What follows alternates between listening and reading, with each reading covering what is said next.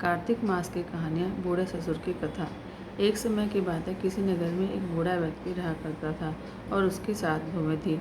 एक बार कार्तिक का महीना आया और उसने अपनी बहुओं से कहा कि मैं कार्तिक का स्नान करूँगा, क्या तुम इसे निभा दोगी? 7 में से 6 बहुओं ने मना कर दिया, लेकिन बड़ी बहू ने कहा कि मैं निभा दूंगी। बूढ़ा हर रोज़ सुबह उठता और नदी पर स्नान करके घर आता। गीली धोती को वह बड़ी बहू के आंगन में सुखा देता। जैसे जैसे उस गीली धोती में से पानी की बूंदें जमीन पर गिरती, तो वैसे वैसे वह हीरे मोतियों में बदल जाती। धोती से हीरे मोती गिरते देख बाकी 6 बहुओं से रहा नहीं गया और वे बोले कि हम भी बूढ़े को अपने यहाँ पर नहाने को बोलते हैं। उन्होंने कहा कि पिताजी, आप कल से हमारे यहाँ कार्तिक नहा लेना। बूढ़े ने कहा कि ठीक है, मुझे तो नहाना ही है, मैं तुम्हारे यहाँ नहा लूँगा। बूढ़ा सुबह सवेरे स्नान करके आया और धोती उसने दूसरी बहू के आंगन में सुखाने के लिए डाल दी, लेकिन यहाँ हीरे मोती के बजाय कीचड़ टपकने लगा। बहू ने यह देखा तो कहा कि आप हमारे यहाँ पाप का स्नान कर रहे हो, इसलिए यहाँ से चले जाओ और बड़ी बहू के यहाँ ही जाकर स्नान करो। बूढ़ा वापस बड़ी बहू के घर आया और कार्तिक का स्नान करने लगा। स्नान करके उसने फिर धोती सुखाई तो फिर से हीरे मोती गिरने लगे। अब कार्तिक का महीना समाप्त होने को था। बूढ़ा चिंता में पड़ गया तो बड़ी बहू ने इसका कारण पूछा। उसने कहा कि कार्तिक स्नान समाप्त होने को है और मेरा मन है कि मैं सारे परिवार को एक दिन खाने का न्योता दूँ। बड़ी बहू ने कहा कि पिताजी, इसमें चिंता की क्या बात है, क्या सभी को बुला लें?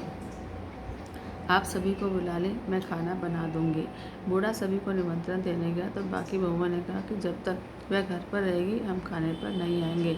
बूढ़ा फिर से चिंता में घिर गया कि ऐसे कैसे हो गया और सूखने लगा।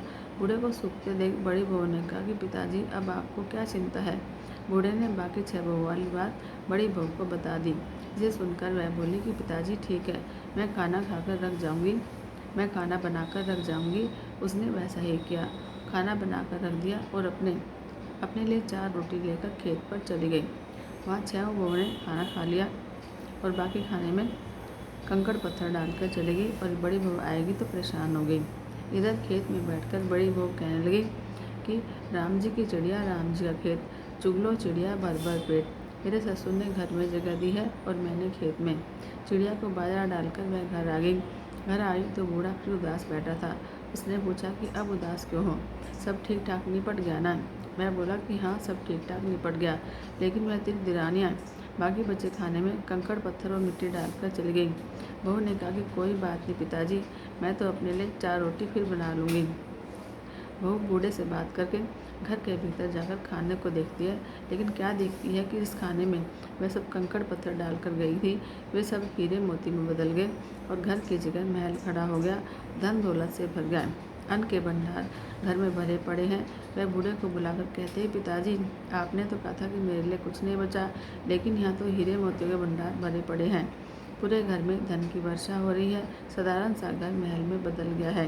बूढ़ा सब चीज़ें देखकर बोला कि बेटी, तुमने सच्चे मन से कार्तिक स्नान करने सच्चे मन से निभाया और लेकिन बाकी बहुओं ने पापी मन से इसे निभाया, इसलिए कार्तिक देवता तुझ पर प्रसन्न हुए और यह फल दिया। हे कार्तिक देवता, जैसे बड़ी बहू को फल दिया वह सबको देना, कहने सुनने वाले हुंकारा बनने वाले सबको देना।